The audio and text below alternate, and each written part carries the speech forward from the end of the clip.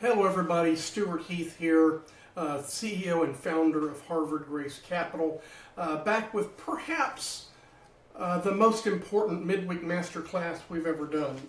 If you are a passive investor in investing in private deals, or really any kind of investment, there are certain questions you should be asking to the people who manage their money for them. There are multiple different classes of investors, and the most common is the retail class, which is most high net worth individuals. And they tend to invest on emotion and trust, which if you've got good judgment and a good judge of character, that may do well for you. Whereas more professional investors, people who invest money for a living, they will drill down and ask far more detailed questions like these that we're about to give you.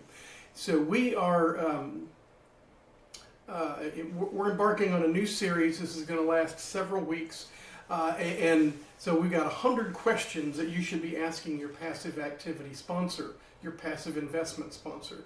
And they're grouped in several sections. The first section is going to be questions for your sponsor. All the questions will be to the sponsor, but these are questions about the sponsor themselves. And this is going to take a few weeks, probably 3 weeks, to go through just these questions.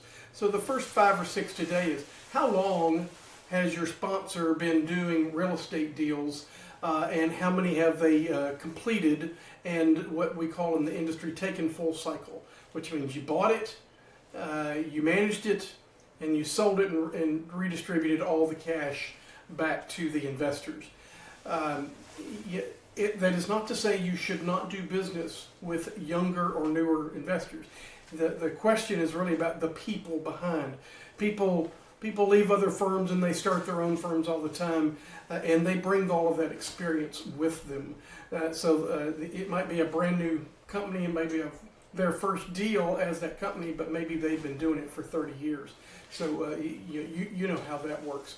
But it's a question, and you should be mindful. And if you're dealing with someone younger, you might want to suggest that they partner up with somebody else, which happens all the time. It's quite common.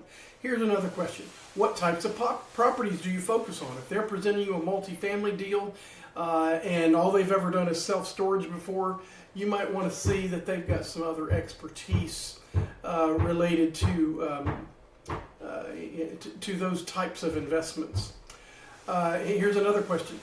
Have you ever had any deals that missed their targets, and how did you deal with that? Do you know what happened? How did it go wrong, and how did you deal with the investors on that? Nobody bats 1,000. Everybody has a deal that'll go sideways. We all have deals that things don't perform as expected. That's part of investing, and it happens to everybody, even the kings of Wall Street. So what you're really looking for is their honest their honest expression of how they dealt with it, and them being honest about that it's happened at all. You might want to ask if they have any professional licenses. Are they lawyers or CPAs or engineers or things like that? And our last question for today is, who's on that day-to-day team? Many investment sponsors use third-party asset or property managers to be boots on the ground. And you need to know who that is too, because they're the ones who are actually executing the business plan that you're signing up and investing in. So come back next time. We'll have another set of questions for you to review.